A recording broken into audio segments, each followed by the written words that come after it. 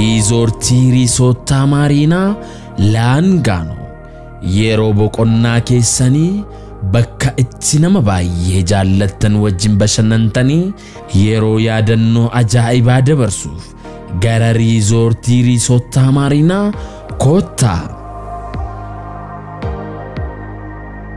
Standardii Awurooppaatiin kan ijaarame nyaata kan biyya keessaaf kan biyya alaa dhamdhamachaa qilleensa uumamaa fudhachaa yeroo gaarii nu faana dabarsaa.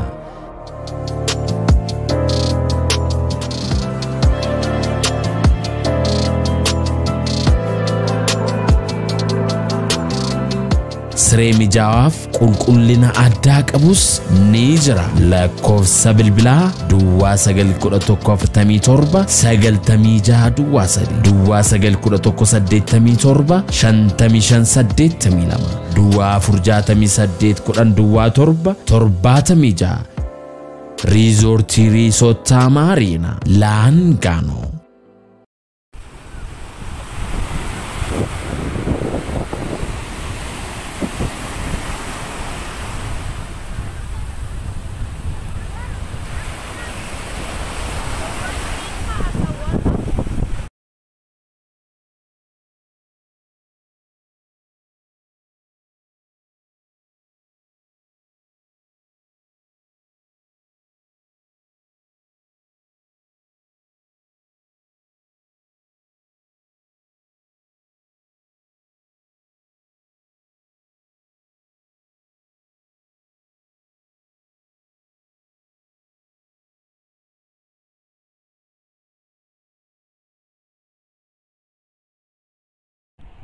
Hello, harka fuudhee akkam jirtu hordoftoota sanii anis nagaa kootii galata rabbii isinirraallee badeen ture dhiifama isin gaafachaa amma isiniif deebi'ee jira viidiyoo tokko qabadhee isiniif feera talaalaatti booraatti bashannanaa baay'ee namatti tola isinirraa baduu biyyaaf immoo dhiifama isin gaafachaa.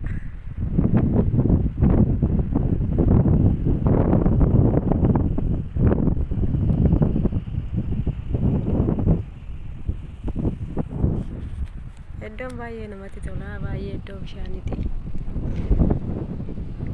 Itti bobbooraa isiniin jedha.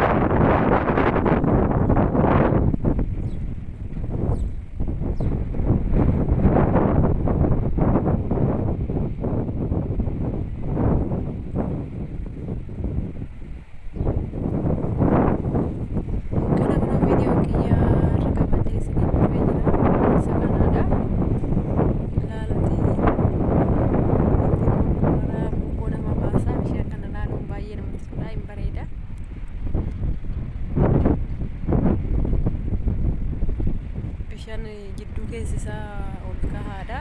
Qarqaraan immoo gadi waan nama ajaa'ibudha.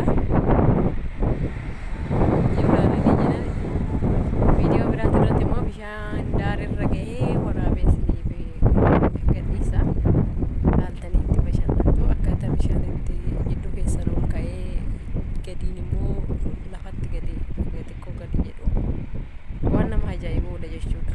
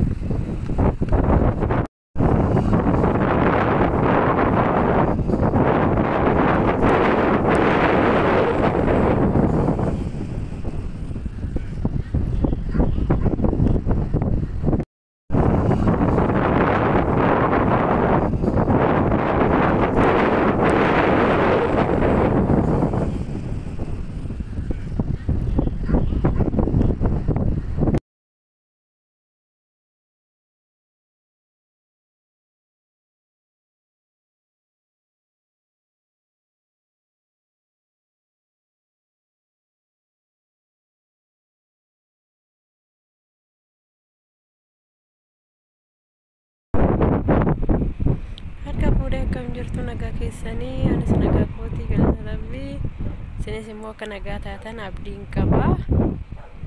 Har'as immoo viidiyoo takka isinii qabadhee dhufee jira. Ilaalaa itti bashannanaa itti boqonnaan isinii jira.